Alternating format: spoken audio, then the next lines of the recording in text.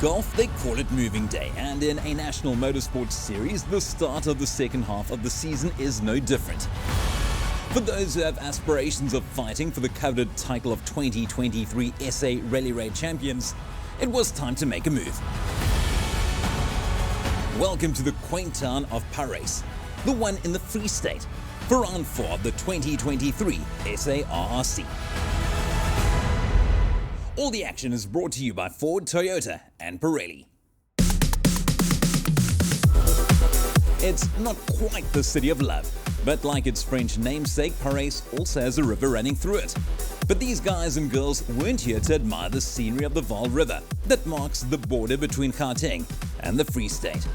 South Africa's top racing drivers were here for the dirt and dust of the Free State flatlands, the perfect backdrop for an epic battle. And for 2023, the farmlands of Parys not only provided the backdrop for one battle, but over the course of the weekend, 2 full rounds of the 2023 SARRC would be contested here. Round 4 took place on the Friday of the event, with a full route consisting of 400 testing kilometers. This Saturday offered the same challenge with another full 400 kilometers in store to make up round 5. 2 days, 2 races and 2 bags of championship points. No wonder it was called Moving Day. Welcome to the Parys 400, the first of 2. Let's start the action with a good look at Class T1. These are the exact same cars that won the world-famous Dakar Rally as little as 3 years ago.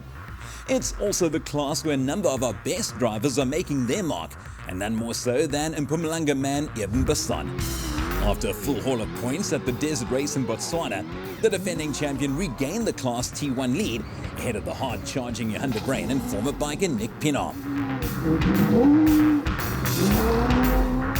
These were the standings going into round 4, with the name of Basson at the top, 20 points ahead of De Bruyn, with very little separating Pienaar and veteran Johan van Staden in 3rd and 4th respectively. De Bruyn knew that he had to throw caution to the wind. Fast, flat out, and risk it all. We've had our bad luck for the season, I hope, and let's see where it takes us, but it's going to be fast and we're going to go hard. Basson, on the other hand, was thinking of a more cautious approach. I think try to keep it clean, number one, and try to minimize the punctures. If I can get my punctures rating down, then obviously time will come automatically. The plan was to squeeze 2 full races into as many days, and as each race consisted of a qualifying race and 2 racing loops, there was little time to be wasted. At exactly 7:30 on the Friday of the event, the flag was waved to signal the start of the Parys qualifying race. It would be a fast and furious affair on 22 kilometers of flat-out dirt roads to the south of Parys.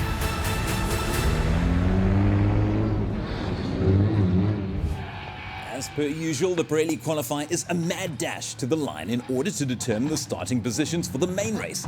But on this day, the visiting European crews of Dave Klaassen and Tessa Ruth and Jürgen Schroeder and Stuart Gregory could only muster positions outside of the top 5. But the gaps were close on the fast 22-kilometer route.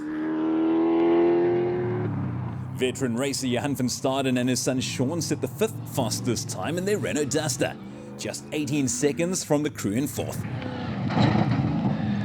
They were none other than German driver Daniel Schroeder with Ryan Bland reading the notes in their Nissan Navara VK50. Just 1 single second separated Schroeder from the Pretoria-based crew of Johan de Bruyn and Gerard Schutte, whose red-lined Revo T1 set the 3rd fastest time. As mentioned earlier, De Bruyn had his sights set on points leaders Eben Basson and Leander Pienaar, who managed to open their account with a slender 3-second advantage over the De Bruyn pairing in their Team Hilux Rally Raid Hilux. So a good start for Basson, but not as good as the young man and the woman who set the fastest time of all in Class T1. Pole position belonged to none other than youngster Jaden Els and Alvin Fonk in the King Price Extreme SVR, who pipped the rest by a margin of 8 seconds. Perfectly poised to spoil the Basson and De Bruyn party during the main race that was to come. Els takes the qualifying race win ahead of rivals Basson and De Bruyn, with Schroeder and van Staden rounding out the top 5. Qualifying, however, was only 22 kilometers long, The crews now had a taste of the dry and dusty dirt roads of Parys, and with nearly 400 kilometers still on the cards for the day, it was time to go racing. The fact that many international crews choose to make the journey to our shores is testament to the quality of the SARRC. But crews like the Dutch pairing of Dave Klaassen and Tessa Ruth, and an old friend of South Africa, German Jürgen Schroeder, with Stuart Gregory doing navigating duties, clearly enjoy the outing. Klaassen completed the day in 6th, with the German Schroeder beating him by around 9 minutes for 5th. Johan van Staden and son Sean tried their best, as they always do. But on this occasion, the Renault Duster had to settle for a 4th place finish, around 7 minutes from a podium. That final podium spot belonged to yet another German with the name Schroeder. This time it was the younger Daniel and Navi Ryan Bland who raced their aging Navara VK50 to the final step of the podium, adding to the Germans' many trophies won on South African soil. By now it was easy to work out that there were still 3 crews in the hunt, but only 2 spots left, which meant that the first Parys 400 would turn into a nightmare for one of them. Unfortunately for pole sitters Els and Fonk, their hopes of winning disintegrated with the front differential of their car, forcing them to the sidelines for not only round 4, but for round 5 as well. So the anticipated fight between Besson and Pinot and De Bruyn and Skitter did indeed materialize. Well, sort of. Times were close between the Redline Motorsport River and the Team Hilux Rally Raid car early on. But Besson and Pinot slowly gained the upper hand to complete the day at the top of the standings with a victory margin of just over 2 minutes. A close result after a 400-kilometer fight, but one that Besson would have been happy to win. But it's nice to give the big wheels a challenge, huh? But they're in a different lead, but anyway, we're happy to lead the T1 class and we extended our championship. The points that come with a class victory do indeed mean that the 2022 champions are one step closer to defending their title. But as was the case here in Parys, De Bruyn was and is still within striking distance. Schroeder claimed 3rd, while the names of Van Staden and Schroeder Sr. rounded out the top 5. And ultimately, on the day, this is what it is all about. The opportunity to stand on the podium and enjoy the bittersweet taste of success, with some steps on the podium offering more sweetness than others. Let's cast our attention to Class T, where 4 competitors have managed to score points so far in 2023. Henrik Du Plessis topped the standings ahead of Bernard Johnston and Skalkberger. For round 4, the Class T fight was reduced to a 2-horse race between the championship leaders Henrik and son Heinrich Du Plessis and the King Price Extreme Volkswagen Amarok of Skalkberger and Henk Janse van Vieren.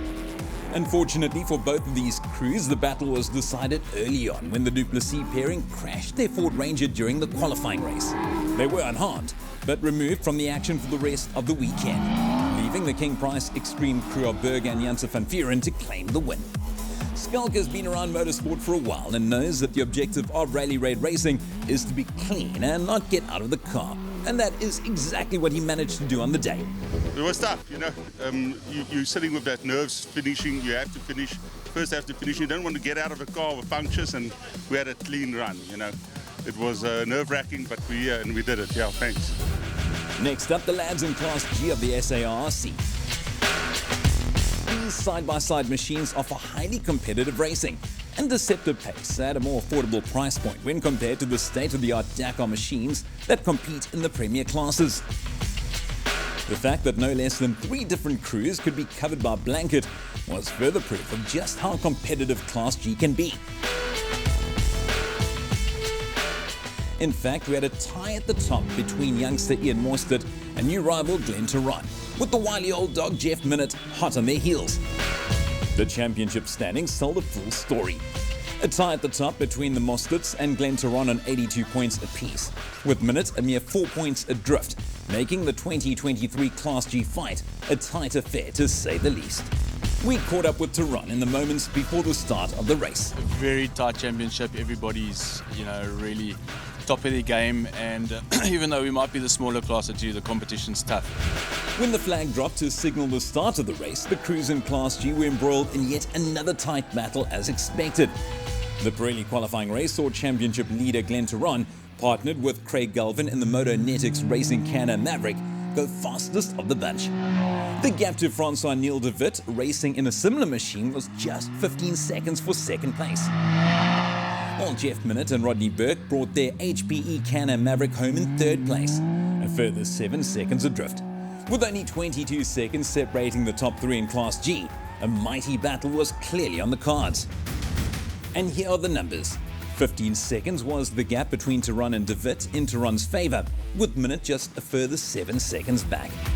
Ewald van Rensburg qualified in fourth, with the Mosters having it all to do after losing nearly 2 minutes in the short qualifying race. 400 kilometers in a side-by-side can be a long way where lots can go wrong. But at the same time, it also offers plenty of opportunities to try and win the race or make up some lost ground. In the end, the main event did shuffle the order somewhat, with Jeff Minott and Rodney Mumblesburg going fastest of the bunch. The hydro-power equipment pairing finished the day in a total time of 4 hours, 36 minutes and 52 seconds.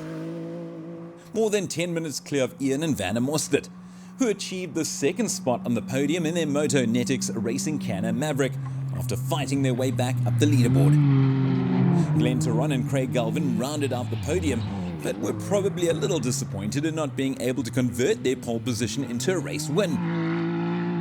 While the de Witts narrowly missed out on the third step, setting for fourth in the end. Ewald van Rensburg and Johan Schippers were the fifth and final Class G crew to complete the Parys 400.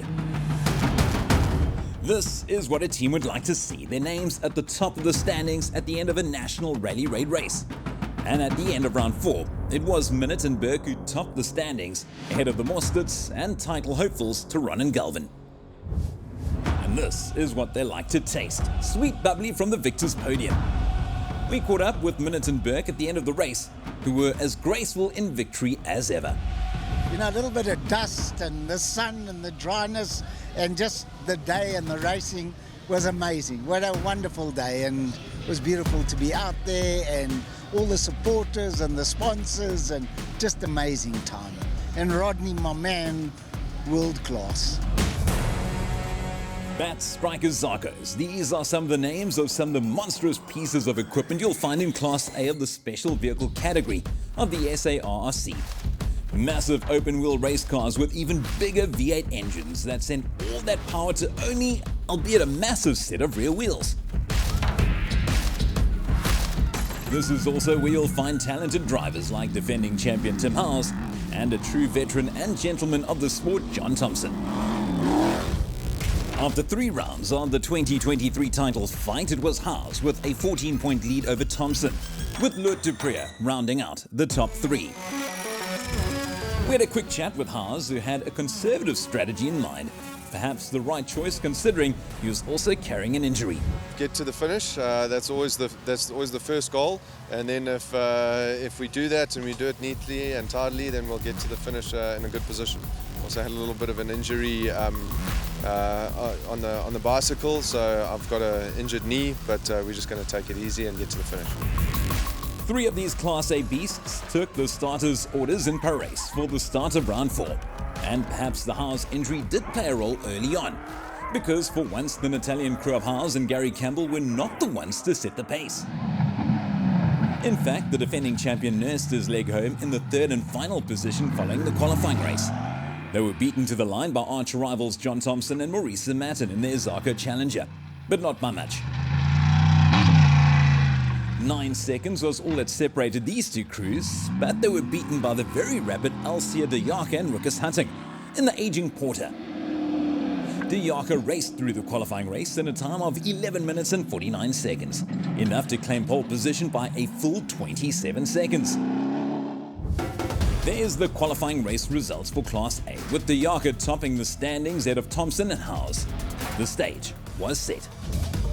How you finish a short qualifying race is important, but how you finish the real McCoy is more important. The qualifying order was somewhat shaken up during the race, however, when the champions showed their class to come back for a fighting win. Tim Howes and Gary Campbell in the Bat Spec 4 had to keep an eye on their small rear-view mirrors, as Alcia de Jager and Ricus Hutting gave a good account of themselves to finish less than 6 minutes adrift. John Thompson and Maurice Zematin rounded out the Class A podium after an altercation en route with Haas. Let's hear what Haas had to say after the race. It was great fun, and yeah, thanks to everyone who's involved, and thanks to my family for coming to come and join us this weekend. There it is, the confirmation that Haas extended his championship points lead with a 5-minute victory over the Yaka. Thompson did make it back to claim the third and final podium spot. And finally, time to talk about the big boys of South African rally raid racing. The big boys in the big cars with the big wheels. Class T1+.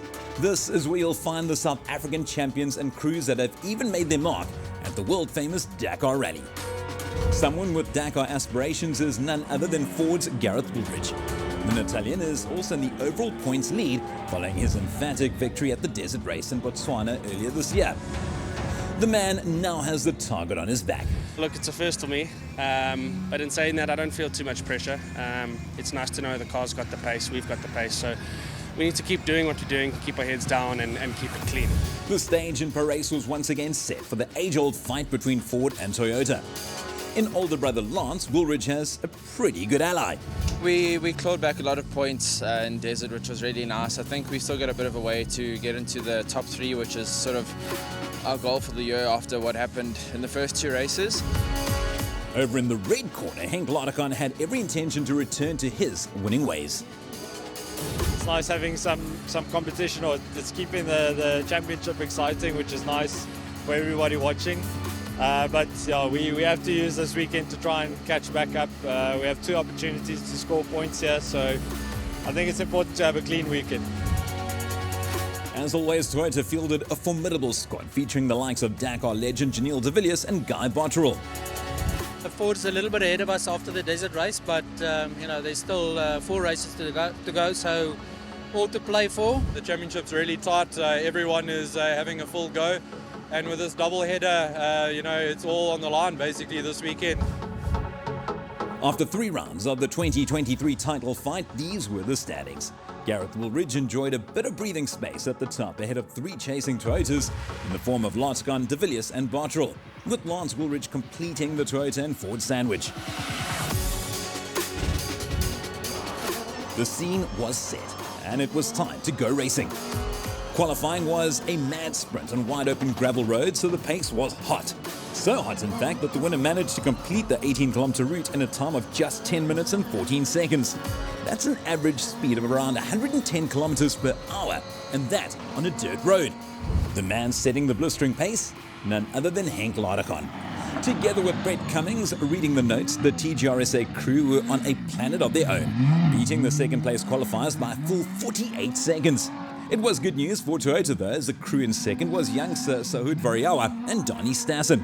The Joburg-based driver has just turned 18, and this was only his 2nd ever national rally raid, so he's the one to watch in the near future.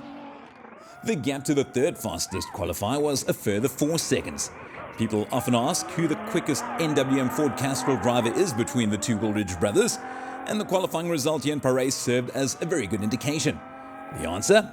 Well, there was nothing in it, as both set the exact same time, down to the second.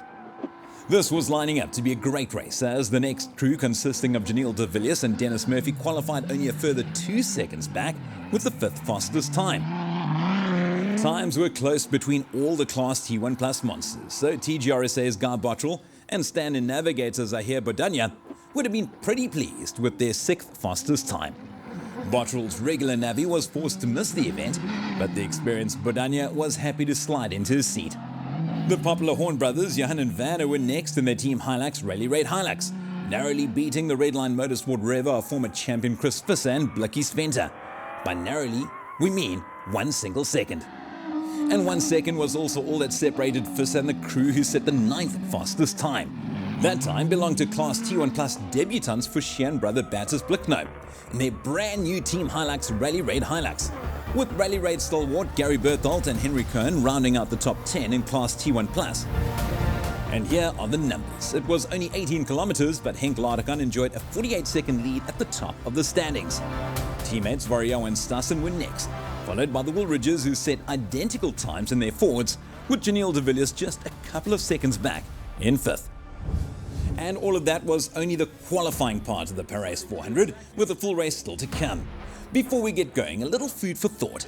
Normally, it is a disadvantage to start a race from first on the road, as you are responsible for finding the correct route and leaving a set of tracks for others to follow. But this year, the Parys event moved to an earlier time slot in the season, meaning it was still winter in the Free State, and that means dust. So much so that Henk Ladekan chose to start the race from first on the road. In fact, the qualifying results pretty much decided the starting order, as everyone was scared of getting stuck in dust. At exactly 9:30, the flag was waved to start the Parys 400, when Henk Ladekan dropped the clutch from behind the wheel of the Toyota Gazoo Racing SA Hilux. At the front, we know that Ladekan was the one to set the pace ahead of a string of fellow Toyotas and the rival Fords. We'll tell you how that battle at the front of the field ended up in a moment. So perhaps this is the perfect opportunity to tell the story of the rest of the Class T1 Plus field. Unfortunately, the former multiple Class A champions, the Parys 400, didn't end well for the King Price Extreme crew of Lance Strathui and Adrian Ritz, who were forced to call it a day in their Century Racing CR6. It seemed like Parys was not kind at all to drivers called Lance, as NWM Ford Castrol team driver and rally hopeful Lance Woolridge and co-driver Kenny Gilbert were also forced to throw in the towel when a mechanical issue halted their progress. The Horn brothers from Malalan were not without their own set of problems. At least they managed to find a way around them and reached the end, albeit in 11th position. Redline Motorsport continues to attract quality international competitors to our South African shores, and the Parys 400 was no different. The Dutch and Belgian combination of Stefan Komans and Arjan van Thiel managed to record a maiden finish in their brand new Revo T1 Plus. A great result, but not as great as the one recorded by their teammates in an identical car. Middle East-based lady driver Aliyah Kolak is just 19 years old, but together with Rian Kraling, they managed to reach the end in their new Revo. And speaking of new, the Witbank-based businessmen and brothers Fushian Bantus Blickno also debuted their brand new Team Hilux Rally Raid T1 Plus Hilux here in Parys.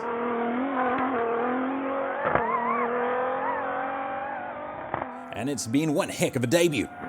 A roll during the Thursday shakedown session, followed by good qualifying and an 8th place finish on Friday. One got the feeling that there was more to come from these two. They were beaten to the line by the man with the best name in the business, Boris Prinsloo. Sausage and his co-driver Andre Vermeulen are making progress during every outing, and it's just a matter of time until they will start to bother the scorers. They finished the race in 7th position. Ahead of Prinsloo, there was a great tussle going on between rally stalwarts Chris Fiss and Blicky Sventer, and another legendary drive in the name of Gary Berthold and Henry Cohn. Between Fiss and Berthold, they probably have more than 60 years worth of rally raid racing under their belts, and on this occasion it once again showed. Fisser tried his hardest in the Redline Motorsport Revo, but it was Berthold who got the upper hand by claiming 5th place. We now had 5 crews still in the hunt, but only 4 more positions remaining. The crews at the top had everything to lose, but also everything to gain. Ladekan and Cummings fully capitalized on their road position and showed the competition a clean pair of heels despite opening the road. They hardly put a foot wrong all day, and despite losing 3 minutes at a tricky water crossing, recorded an otherwise clean run to seal a valuable win in round 4, bringing their championship back on track.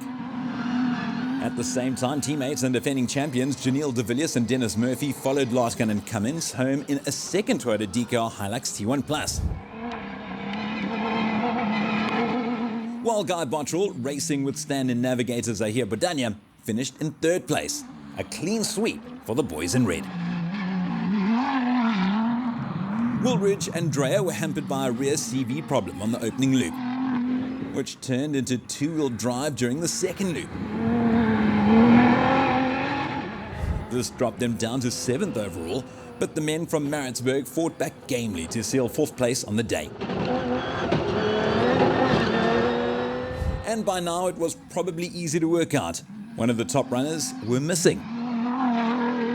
And what a tragedy for youngster Sahud Variawa and Donnie Stassen. The TGRSA crew were running as high as second overall, but they fell foul to the same water crossing that nearly foiled Larkin and Cummings a little earlier.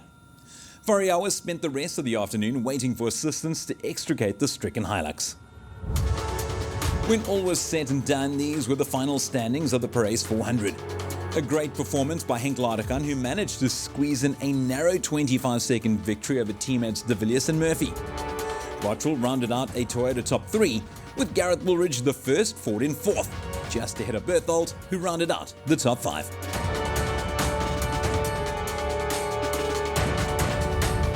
And finally, the moment they've all been waiting for. Time to celebrate victory from the podium for SA's best racers. And on this day, no one was better than Henk Ladekan and Brett Cummings. But yeah, no, it's a lot better. It's nice to be back and having clean loops and clean runs, or not exactly clean, but at least getting to the end without any major issues or getting stuck in the bush. So yeah, no, good to be back. That was all for round 4 of the 2023 SA Rally Raid Championship. A tough race indeed, but the good news for fans was that they didn't have to wait long for their next dose of adrenaline, as round 5 was scheduled for the very next day. Still in Parys, but a new route on a new day for a new race. All the action of the first Parys 400 was brought to you by Ford, Toyota and Pirelli. And we'll see you next week for the second Parys 400 in as many weeks.